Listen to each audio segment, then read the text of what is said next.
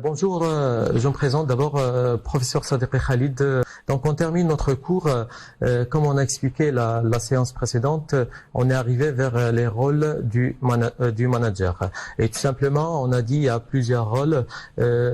Parmi les auteurs qui ont bien étudié les rôles du manager, c'est Henri Misber, parce que c'est à la fin des années 1960, suite à une étude qu'il a fait sur 5 dirigeants d'entreprise, a pu identifier 10 rôles essentiels du manager qu'on peut regrouper en 3 catégories. Il y a la première catégorie, c'est les rôles interpersonnels. Deuxième catégorie, des rôles informationnels. Et troisième catégorie, c'est les rôles décisionnels. Pour expliquer plus, et comme on a vu, on a expliqué les deux premiers types de rôles la séance précédente.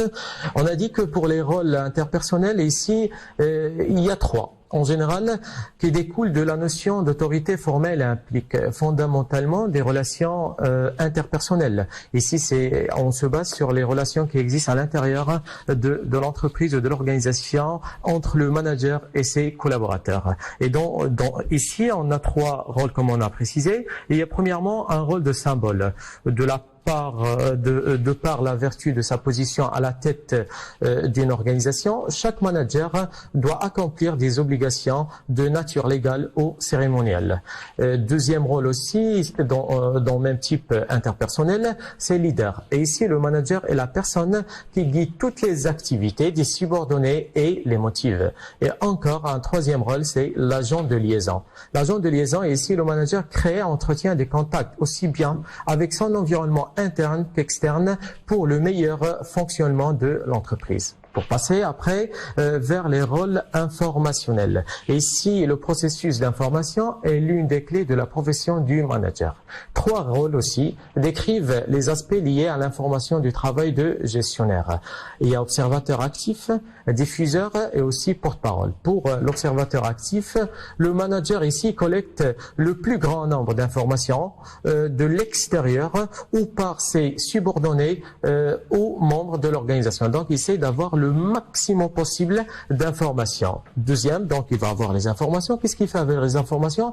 Donc, deuxième rôle ici, c'est un diffuseur. Et comme ça, ici, le manager diffuse et transmet les informations collectées de l'extérieur ou par ses subordonnés aux membres de l'organisation. Pour arriver encore, c'est un porte-parole et ici, le manager transmet l'information sur le plan de l'organisation à l'extérieur, au conseil d'administration et autres. Donc ici, on insiste, et comme vous avez remarqué, on est en train d'insister sur le rôle d'un manager, surtout avec son environnement externe.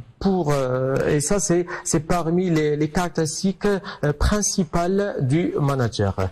Troisième rôle sont les rôles décisionnels. Lorsqu'on dit les rôles décisionnels, c'est la décision. Et le manager joue, comme vous savez très bien, au sein d'une organisation, joue le rôle principal dans l'élaboration de son système de prise de décision. Il y a 4 rôles qui décrivent le manager dans cette optique décisionnelle. Ici, c'est pas pareil comme les autres 3, mais ici, c'est 4.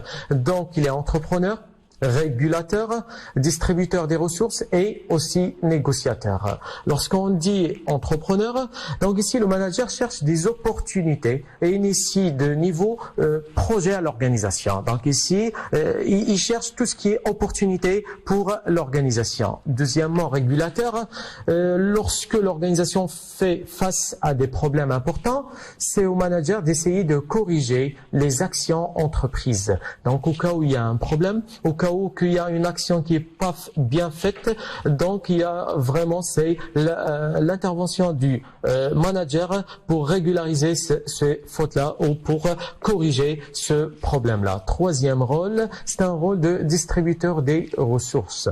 Et ici, la distribution de ressources, il va les allouer pour réaliser les différentes activités. Donc, c'est lui qui a les ressources et c'est lui qui a la responsabilité de distribuer ces ressources-là. Pour arriver à la 4e caractéristique, au 4e rôle, c'est négociateur. Il représente l'organisation dans les grandes négociations. Et ici, la négociation, c'est une des obligations de profession de manager. Il peut être quelquefois routinière, mais ne peut en aucun cas être esquivé. Donc, c'est une partie ou autrement très importante parmi les rôles du manager. Et on peut dire c'est une pari aussi. Donc, ce sont les rôles que Meseberg il a bien déterminé, il a bien conclu après l'étude qu'il a fait sur 5 dirigeants. Pour récapituler, on peut dire que ce sont des rôles, premièrement, il a un rôle concernant l'interpersonnel, c'est à l'intérieur de l'entreprise. Informationnel, il ramène l'information, il va la diffuser et en même temps, donc il porte parole, donc c'est parle au nom de l'organisation. Et troisièmement, des rôles décisionnels. Donc ici, il prend la décision soit pour entreprendre, soit pour régulariser ou pour corriger un problème et pour distribuer donc la décision pour distribuer des ressources et en même temps négociateur. Donc ici on peut dire lorsque nous pensons organisation, nous pensons management. Donc ici, l'organisation, il est lié automatiquement à ce qu'on appelle le management. Autrement, le management, il doit être obligatoirement au sein de n'importe quelle organisation. Maintenant, il n'y a pas de différence pour le management. Est-ce qu'il est dans une entreprise privée ou dans une organisation publique? Il est partout. Donc le management, il est appliqué soit dans une organisation à but lucratif ou dans une organisation à but non lucratif. Mais il est certain que notre attention se porte bien plus sur les organisations que sur les managers et les systèmes de gestion qu'ils ont créés. Mais ce qui distingue avant tout une organisation formelle d'un quelconque rassemblement d'hommes, d'une foule, d'un groupe informel, c'est la présence d'un système d'autorité et d'administration personnifié par un ou plusieurs managers dans une hiérarchie plus ou moins structurée et dont la tâche est d'unir les efforts de tous dans un but donné. Donc, on est tous là pour travailler tout, donc au sein de l'entreprise, entre peut-être un manager ou on a plusieurs managers, mais on travaille tous, on s'unifie tous et on fait un effort énorme pour entamer, comme on a dit, pour atteindre l'objectif ou les objectifs de l'entreprise. Donc ici, on peut dire maintenant que le manager peut se définir comme ayant la responsabilité d'une organisation ou d'une des unités de cette dernière. Donc c'est à lui que revient d'établir et de développer un agenda de travail planifié et organiser les différentes étapes de travail dirigées et contrôlées. Au vu de ces prérogatives, le manager doit disposer alors d'une connaissance approfondie. Lorsqu'on dit des connaissances approfondies, ces connaissances approfondies doivent porter principalement sur la technologie et l'industrie du secteur en question. Une bonne maîtrise des règlements et des pratiques de l'entreprise, des objectifs visés par l'entreprise et enfin sur la stratégie pour atteindre ces objectifs. Donc ici, on peut dire, un manager ne peut pas être un bon manager s'il ne maîtrise pas ou qu'il n'a pas des connaissances ou une connaissance approfondie des différentes techniques de management et avoir des qualités humaines respectables. Donc ça, c'est l'ensemble des connaissances de manager. Pour arriver maintenant, lorsqu'on dit les qualités clés du manager, la complexité de la notion de management en général s'accroît encore lorsqu'on l'aborde par les qualités nécessaires au manager. Et comme ça, on va être plus difficile de donner plus de définitions de management si on demande c'est les qualités nécessaires au manager. C'est pour cette raison-là, on trouve, il y a plusieurs auteurs, plusieurs économistes, d'accord, ou gestionnaires qui ont parlé dans ce sujet-là. Et parmi ces auteurs, il y a Antoine Tirat dans son étude intitulée « La formation continue des cadres et dirigeants au management ». Il distingue des qualités ou plusieurs qualités qui sont attendues. Parmi ces qualités, il a dit que le manager il a l'aptitude à analyser, analyser les choses, analyser tout ce qui se passe à l'intérieur de l'organisation, à l'extérieur. C'est pareil. Il a un sens pratique. Ça veut dire quelqu'un qui est là pour travailler. Il est actif. Encore, il a une indépendance de jugement. Il a des attitudes relatives à autrui, attitudes à la communication. Il a aussi l'affirmation, ce qu'on appelle l'assurance de soi. Et donc, il doit avoir une persévérance aux ténacité et une innovation. Ça veut dire la créativité, quelqu'un qui initie, qui cherche l'innovation. Et encore, et le plus important ici qu'on peut ajouter, c'est ce qu'on appelle, il doit avoir une vision, mais c'est pas n'importe quelle vision, mais une vision à long terme. Ici, le manager, autrement, on dit, il doit voir loin.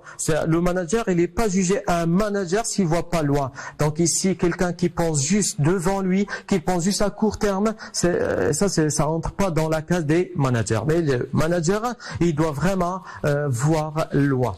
Il doit posséder la vision stratégique de tout ce qui l'entoure, en faisant preuve d'une vue à long terme et d'une capacité à réaliser une planification stratégique efficace. Cette capacité de vision stratégique implique que le manager sache identifier, détecter, déceler.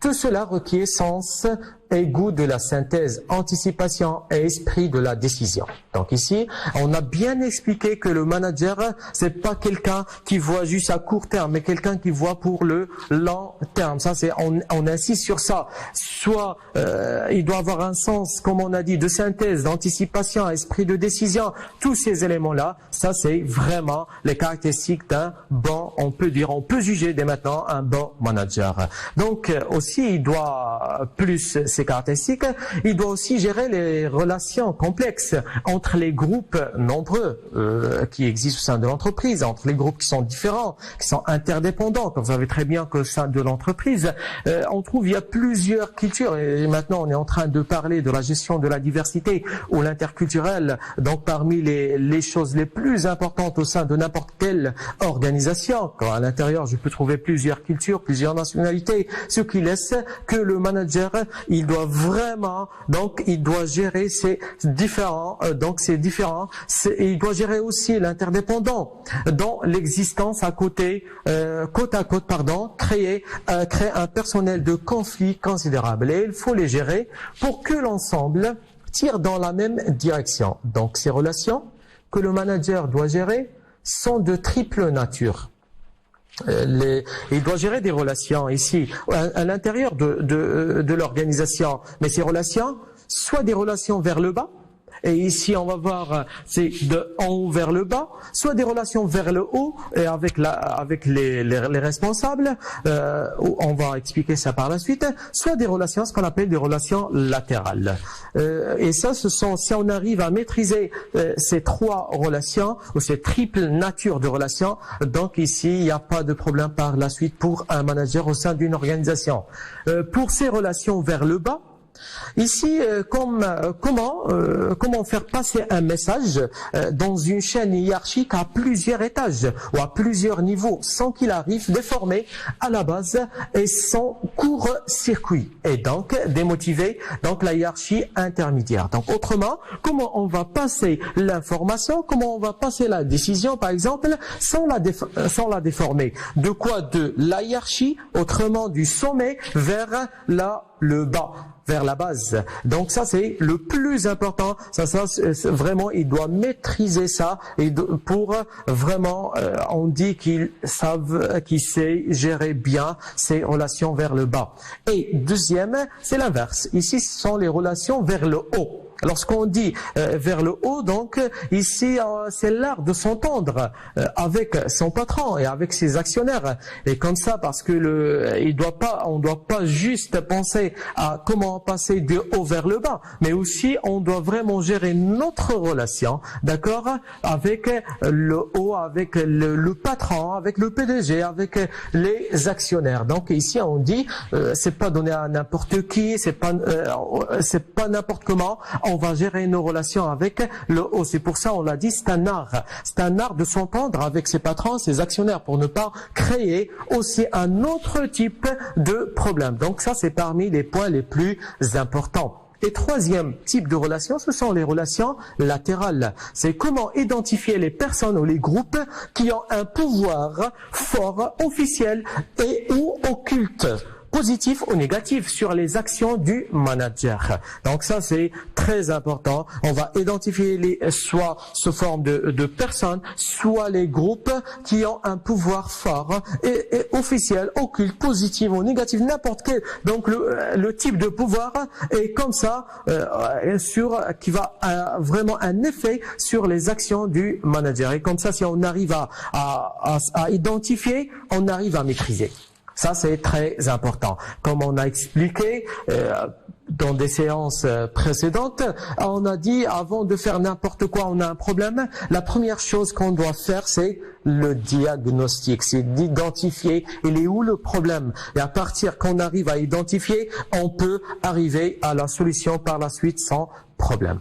Donc, ici, pour résumer, autrement, on peut dire je reste tout le temps dans les clés ou les qualités clés du manager. On peut dire peut être efficace et atteindre le niveau de performance désiré. Le manager actuel cherche à adapter son organisation en la pilotant dans un environnement souvent turbulent. À cet effet, il doit conjuguer ses connaissances avec un certain nombre de qualités. Donc ici, on parle des connaissances. Quel type de connaissances? C'est pas n'importe quelle connaissance, mais des connaissances avec de bonnes qualités. Les qualités qu'on a, on a trois types de qualités. Il y a les qualités techniques, les qualités humaines et les qualités conceptuelles. Donc ici, on va voir qualité technique, c'est quoi? Qualités humaines, c'est quoi? Qualité conceptuelle, c'est quoi? Lorsqu'on parle, donc ici, on doit conjuguer, on doit vraiment avoir tous ces éléments-là, toutes ces qualités. Si on n'a pas ces qualités-là, c'est comme on a expliqué avant, on a dit tout simplement, il doit avoir des connaissances. Mais c'est pas n'importe quelle connaissance, mais connaissances avec une bonne qualité. Lorsqu'on parle des connaissances techniques, ici les managers ou le manager doivent être mis au courant de certaines techniques qui se sont révélées comme très utiles dans le domaine de la gestion et dans l'optique de mieux comprendre les spécialistes avec lesquels ils sont appelés à travailler. Il est bien évident qu'ils doivent comprendre la comptabilité, l'informatique et certaines techniques statistiques, entre autres. Donc ça, c'est vraiment les qualités techniques qu'il doit avoir le manager à l'intérieur de n'importe quelle entreprise. Donc au moins, quand on vient parler de la comptabilité, il doit avoir au moins des connaissances dans ce domaine-là. Encore pour l'informatique, pour maîtriser l'outil informatique, sont des qualités techniques. Ça, c'est la liaison avec la technicité. Donc, juste après, il y a des qualités humaines. Donc, en dehors de la maîtrise des aspects techniques, commerciaux, financiers, comme on a dit, le management repose aussi sur la maîtrise des aspects humains, des organisations. Ces aspects concernent principalement les attitudes qu'ont les managers de diriger un groupe de travail ou de s'intégrer dans une équipe.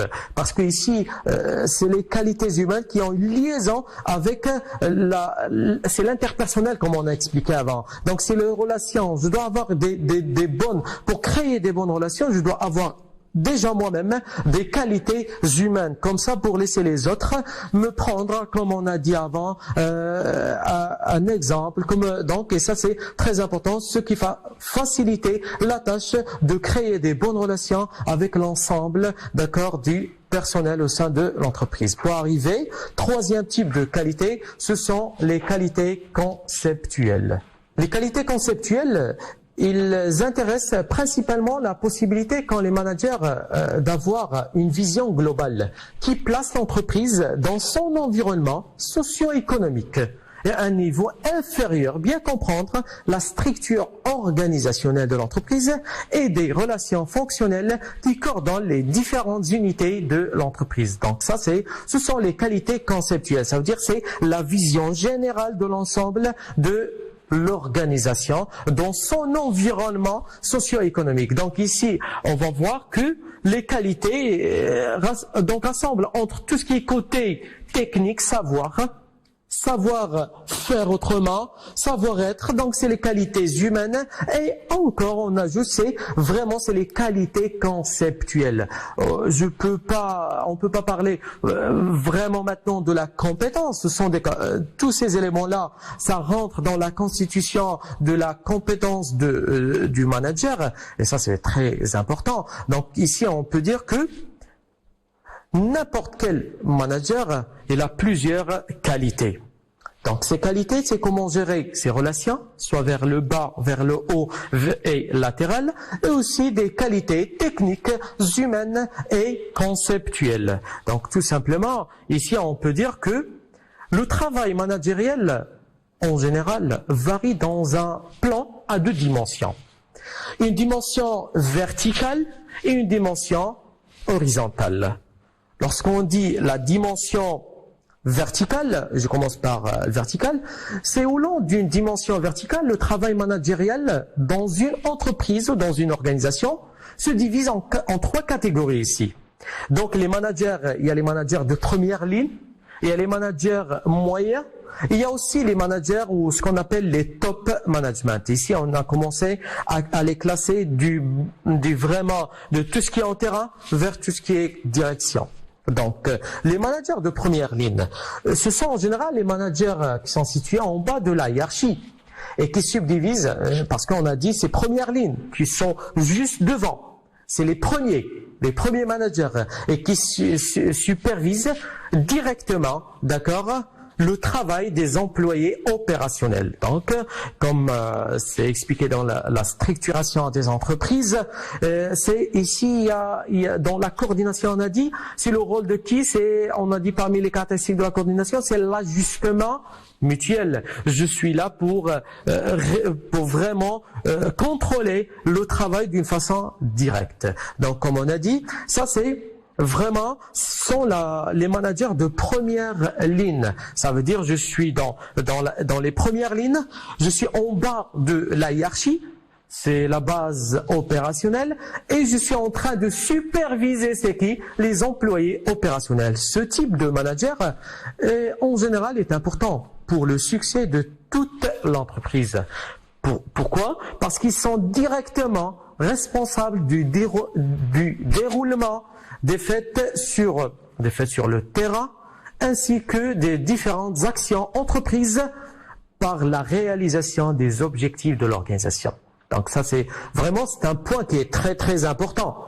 Donc si on n'arrive pas à réussir ce type de manager, si on n'arrive pas à réussir ce type de management, donc il n'y a rien, parce que on est ici, c'est la partie opérationnelle, c'est la partie exécutive, on est en train de travailler. Donc je ramène les ordres et je suis en train de les exécuter. Comment? À travers qui veille à la bonne exécution, c'est les managers de première ligne. Parce que tout simplement, les managers ici opèrent entre le management et le reste de la force du travail. Donc les supérieurs de première ligne peuvent facilement se trouver au milieu des demandes contradictoires. Donc ça c'est pour cette raison-là, c'est un point ou c'est une chose qui est très importante. Donc je suis devant, je suis le responsable, je suis en train d'exécuter. Si on n'exécute pas bien, donc il y a un problème dans le travail de façon générale. Donc pour montrer que la place importante des managers de première ligne. Pour passer pour les managers moyens, ce sont ceux qui obéissent au top management et qui supervisent le travail des managers. Donc ici, on peut dire, ce sont l'intermédiaire entre le top management et entre le travail des managers qui sont vraiment au niveau hiérarchique inférieur. On peut l'appeler moyen, comme on peut dire des managers intermédiaires qui font quoi? Ils font quoi? Donc, ils sont là pour superviser parfois le personnel opérationnel, comme les assistants administratifs et plusieurs spécialistes. Aussi, on peut dire, ils sont là pour passer un message, ou pour passer une décision, pour passer l'information. Donc, c'est qui est responsable de ça? Ou pour autrement, on peut dire, sont là tout simplement pour veiller à que les managers de première ligne, ils ont ces besoins, en général, qu'est-ce qu'on a besoin comme moyen, et en même temps, donc, de passer le message au top management, d'accord, pour préparer, d'accord, et pour vraiment donner tout ce qu'on a besoin au niveau de la première ligne. Lorsqu'on dit top management, le top management, ça veut dire il existe dans le sommet de la structure. Ce sont ceux situés, bien sûr, au sommet de la hiérarchie et qui se portent donc responsables de l'entreprise tout entière. Donc, plusieurs titres sont attribués à ces top managers. Donc, on va trouver, il y a plusieurs appellations, plusieurs nominations. Donc, parmi ces noms, on trouve, il y a le président directeur général, le PDG, il y a le vice-président, il y a le directeur exécutif, etc. Donc, ici, on va trouver, il y a plusieurs appellations.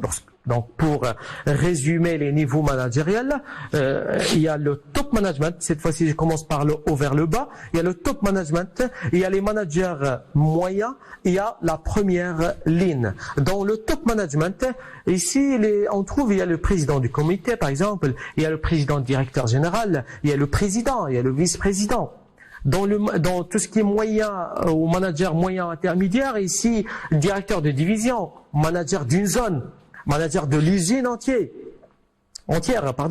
manager des départements superviseurs, chef de bureau par exemple, ce sont des appellations qu'on a.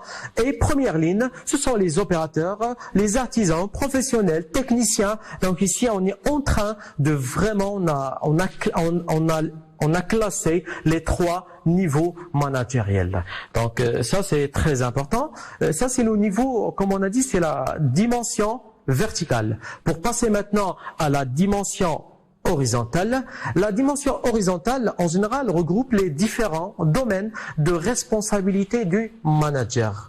Ici, ça peut être manager ressources humaines, ça peut être recherche et développement, ça peut être marketing, ça peut être comptabilité, ça peut être finance, ça peut être... Donc ici, la dimension horizontale, ça veut dire c'est les managers qui ont le même niveau. Donc ici, sur le même niveau. Ce sont les responsables des services ou des départements en général. N'importe. Donc ici, on est en train de parler de management ou autrement, on est en train de parler de la dimension horizontale. Donc pour résumer, que le manager ne peut pas être comme ça. Un manager, il doit avoir des qualités, comme on a expliqué. Donc n'importe quel manager, elle est là pour gérer une organisation. C'est une grande responsabilité. Il doit avoir une vision.